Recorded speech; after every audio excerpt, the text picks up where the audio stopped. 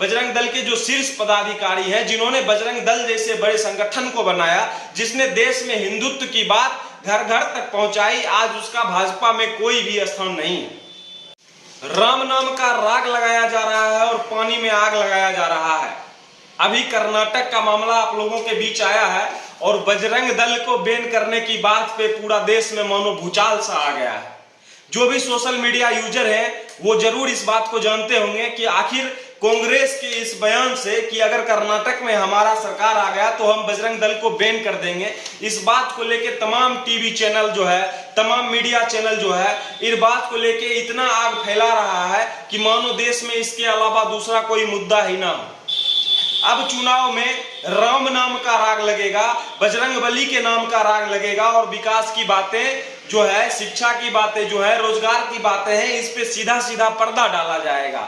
इसी बात को लेके, इसी मैनिफेस्टो को लेके आज जिस ढंग से देश में सांप्रदायिक माहौल बन रहा है, आपस में दो संप्रदाय के बीच में जो बढ़ती खाई आप लोगों को दिख रही है, ये राष्ट्रवाद नहीं है। राष्ट्रवाद वो बात है जो कहता है कि राष्ट्र के प्रति हमारे भीतर जो समर्पण है, राष्ट्र के प्रति जो हमारी सद्भावनाएं हैं, वो झलकनी चाहिए। ये राष्ट्रवाद है। राष्ट्र के लिए बनाए गए कानून का, राष्ट्र के लिए बनाए गए संविधान का हम कितना सम्मान करते हैं और हमारे देश में जो तिरंगा के लिए सम्मान है वो हमारे दिल में कितना है, ये दिखना चाहिए। हम राष्ट्र के लोगों के प्रति क्या सोचते हैं, राष्ट्र हमारे लिए क्या सोच रहा है और राष्ट्र का विकास किस ढंग से होगा, ये राष्ट्रवाद है। लेकिन यहाँ पे ठीक विपरीत चल रहा है। 2010 के बाद से जिस ढंग से देश में माहौल बना है, सांप्रदायिकता बढ़ी है, उसमें ये लगता है कि अब देश मानो तो या तो हिंदू चलाएंगे या तो मुस्लिम चलाएंगे, जबकि ऐसा कभी संभव नहीं है। हमारा देश लोकतांत्रिक देश है और दुनिया का सबसे बड़ा लोकतांत्रिक देश भारत ही है। और भारत सब दिन से वसुधैव कुटुंबकम के नारों पे, के लाइन पे, के रास्ते पे चला है। और वसुधैव कुटुंबकम की बातें अब बिल्कुल ही असत्य होती दिखती है। जब कभी चुनाव आ जाता है तो तमाम मीडिया चैनल्स जो हैं वो सिर्फ और सिर्फ राष्ट्रवाद के नाम पे हिंदुत्व को परोसते हैं। और ये जो दोनों संप्रदाय के दलाल होते हैं, ये एक दूसरे को, दोनों को आपस में भिड़ाने का हर संभव प्रयास करते हैं। और यही प्रयास कर्नाटक में भी किया गया, जिसमें बजरंग दल को बैन करने वाली बात को लेके जो है कांग्रेस पे तमाम तरह की टिप्पणियां की जा रही है। तो क्या बजरंग दल को जो है कांग्रेस बैन कर देगी? और अगर बैन कर देगी तो क्यों बैन कर देगी? ये बात निश्चित रूप से कांग्रेस से पूछी जानी चाहिए और उसका एक्सप्लेनेशन जो है कांग्रेस के नेताओं ने दिया है। लेकिन अभी का क्या मामला है, अभी क्या बातें होनी चाहिए थी, उस पर ज्यादा फोकस होना चाहिए था। कर्नाटक में अगर चुनाव हो रहा है तो वहां पे किस ढंग से विकास हो, वहां के लोग क्या सोच रहे हैं, वहां के लोगों की क्या समस्या है, उस पर बातचीत होनी चाहिए थी। ठीक इसके विपरीत यहाँ पे बजरंग दल, विश्व हिंदू परिषद और हिंदुत्व को लेकर जो बातें कर चल रही है, ये काफी दुर्भाग्यपूर्ण है हमारे राष्ट्र हित के लिए। ये बातें जो है ये बिल्कुल उचित नहीं है।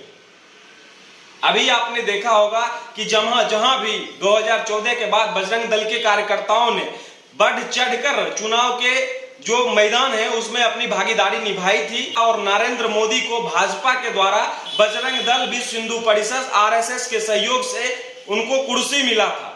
और ये बातें तब की गई थी कि भारत को हिंदू राष्ट्र बनाया जाएगा। लेकिन अब तक भारत हिंदू राष्ट्र नहीं बना है। लेकिन हिंदुत्व के नाम पे यहाँ पे राजनीति करने वाले तमाम लोग जो है मैदान में ऐसे आ चुके हैं कि मानो इनको ये हिंदू के सबसे बड़े जो है सहयोगी हैं, हिंदू के सबसे बड़े मार्गदर्शक हैं, हिंदू के सबसे बड़े जो है ये भाई हैं, हम सफर हैं, सब कुछ है। लेकिन हिंदू के लिए इन्होंने आज तक कुछ नहीं किया। बजरंग दल की ही बात कर ले तो बजरंग दल के जो कार्यकर्ता हैं, बजरंग दल के जो शीर्ष पदाधिकारी हैं, जिन्होंने बजरंग दल जैसे बड़े संगठन को बनाया, जिसने देश में हिंदुत्व की बात घर घर तक पहुंचाई, आज उसका भाजपा में कोई भी स्थान नहीं है। जो डॉक्टर प्रवीण तोगड़िया अपना सर्वस्व जीवन हिंदुत्व के लिए न्यौछावर कर दिए, हिंदूवादी सोचों को आगे बढ़ाते रहे, आज भाजपा में उनका कोई कद नहीं है।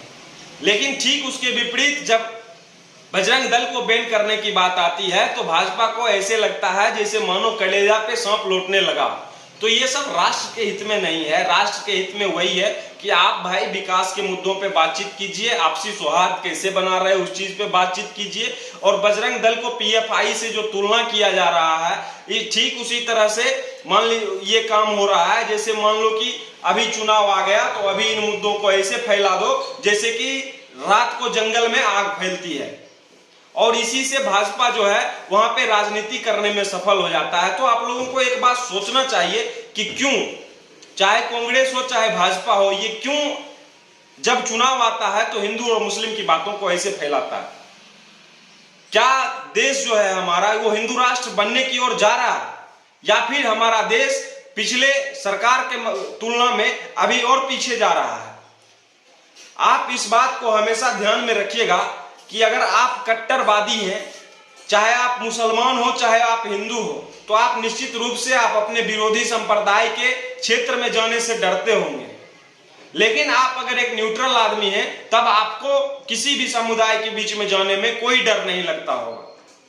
और वही जो है वो हमारा राष्ट्रवाद को, आपसी सौहार्द को दर्शाता है। अगर हम कट्टर हैं और हम तिलक लगाते हैं और हम किसी मुसलमान के क्षेत्र में जाते हैं और उसके खिलाफ बोलते हैं, तो निश्चित रूप से वो हमारे विरोधी होंगे।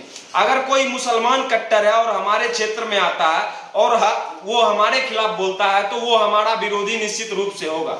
लेकिन इससे देश के संविधान पे क्या असर पड़ता है, इससे जो वर्तमान सरकार है उस पर क्या असर पड़ता है, इस चीज को भी देखना चाहिए। सिर्फ वोट के लिए इस ढंग की राजनीति नहीं करनी चाहिए। तो हमारे विचार में जो था हमने अपनी बातें रखी, और मैं ये बताना चाहता हूं कि बजरंग दल के कार्यकर्ताओं के साथ कभी उचित नहीं हुआ है।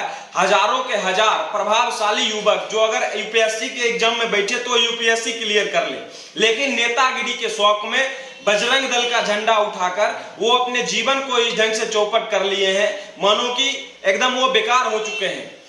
युवा अवस्था से वो प्रौढ़ावस्था में जा चुके हैं, लेकिन बेरोजगारी का तंज पहले से अभी और ज्यादा बढ़ गया है। तो ऐसे युवकों को निश्चित रूप से इस बात को समझना चाहिए कि राष्ट्र के हित में क्या है।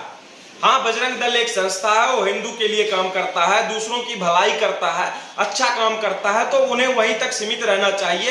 राजनीति में जो उसका दुरुपयोग हो रहा है उससे बचना चाहिए।